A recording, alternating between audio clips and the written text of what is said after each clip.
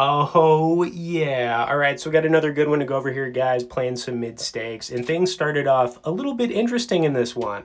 This one also going to run for probably about 15 minutes, but I'll tell you what, just the first hand of this is worth a watch. But we got a lot of other good stuff coming up in this. And yeah, man, get ready for it. I always give a little background on myself. I've been playing for a couple decades, guys. I play a few times per week, but I'm really trying to get like the volume up in general. I try to hit like certain targets per week, you know what I'm saying? And I do have kind of like my own way of approaching all this because I've been doing it for a while, obviously. But if you guys are interested, we do have an awesome community in the pinned comment. You can talk to me one on one in there, and I can kind of give you some insight if you're thinking about just taking the game a little bit more seriously. Also, you guys could tap the like, man, and let's just get right into this. Questions, comments, feel free to message me and I'll get back to you. But yeah, I'm gonna call this, and the reason I called it was because like I will play these ace x suited type hands all the time. You know what I mean? And the flop was, yeah, I mean, I didn't expect this. I was actually just trying to turn my hand into a bluff right here. Sometimes this works, sometimes it doesn't. I just felt like this guy probably misses his flop a lot. But I was definitely, I was a little bit off on this, which does happen. And sometimes, guys, when you're playing, you make a play and, yeah, I just thought he was weak. And instead of just calling or raising, I just came over the top, which was like super out of line, I know. But I felt like I could just get him off it. I was completely wrong. He has the diamond draw. We're actually ahead. Turn card puts the two flushes out there. We just got to dodge the river. And somehow we took down a massive one right there with a pair of deuces, man. Like, stuff like that is what dreams are made of right there. And I mean, hilarious, right? And that's the thing. Like, if you start playing enough, you definitely like get a feel if somebody has like a couple overcards. Like in that spot, maybe he's got ace king, ace queen. I was never really putting him on the ace eight suited. Even though he re-raised it pre. You know, I just thought. I went for what I thought was the play I wanted to make, and that was it. And obviously, I don't get it right all the time, guys. That's why I share the L's as much as the W's here with you guys. But that one was just something. And don't go anywhere because we're still getting warmed up here, even though we obviously trended up pretty big there to start things off. It's going to get a lot better. And yeah, man. I mean, tap that like for the duck right there, man. Just taking it down with the duck. You know. Got the duck right there, man. That's what I'm talking about. That's what I'm talking about right there, man. Okay, we'll take the ducks. Ducks swimming in a pond right there. You know what I'm saying, man? I just did not expect that. I mean, I guess maybe he's got like ace queen of diamonds or something, or even like an ace 10 of diamonds. But the ace 8, I don't know, man. I thought that was just an interesting thing because he did re-raise it pre. So that's why I thought it was a little weird. I think a lot of the time you're probably just calling there instead of re-raising it, but whatever. Oh, now we got aces. Okay, we got aces. Now we actually got the goods. Let's see if somebody wants to, play with us or not. But we got the goods here, man. Got the goods. What's going to happen here?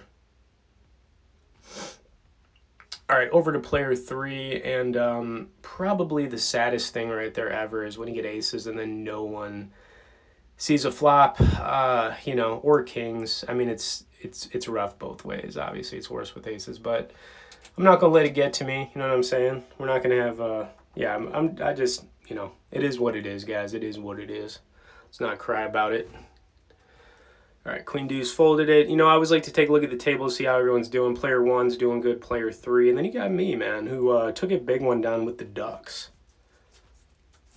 All right, so now I got a 6-7 suited.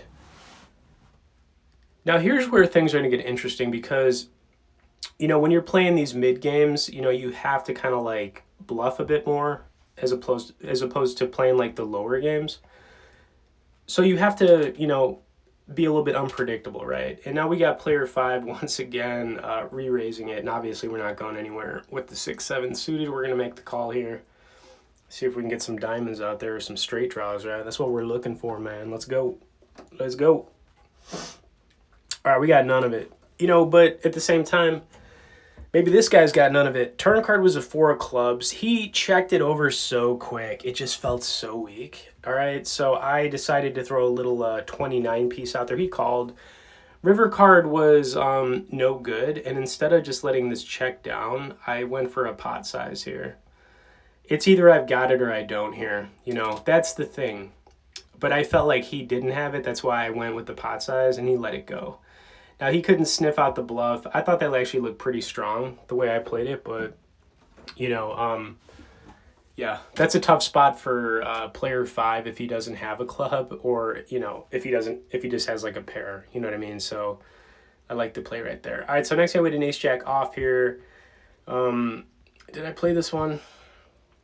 I did. All right, you know, player 6 has been playing pretty tight, so we kind of got to give this guy a little bit of credit, I think, because, you know, I have noticed, you kind of notice how people are playing, and he's been playing pretty tight. But I called, did, you know, bank that ace on the turn, so got a little bit lucky right here.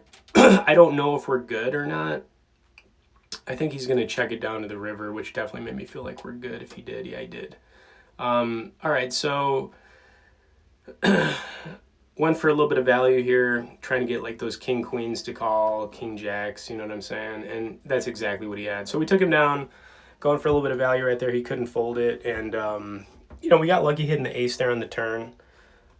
Could have folded that one on the flop, but I decided to float it, and we got there. So yeah, continuing to trend up here. It's getting interesting, I know.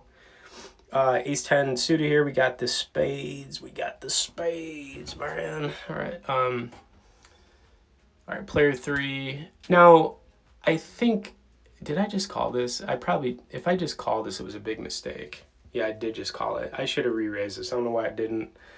Big mistake here, but we didn't get any of it, so I kind of felt a little bit better about that. You know, our hand could be good here.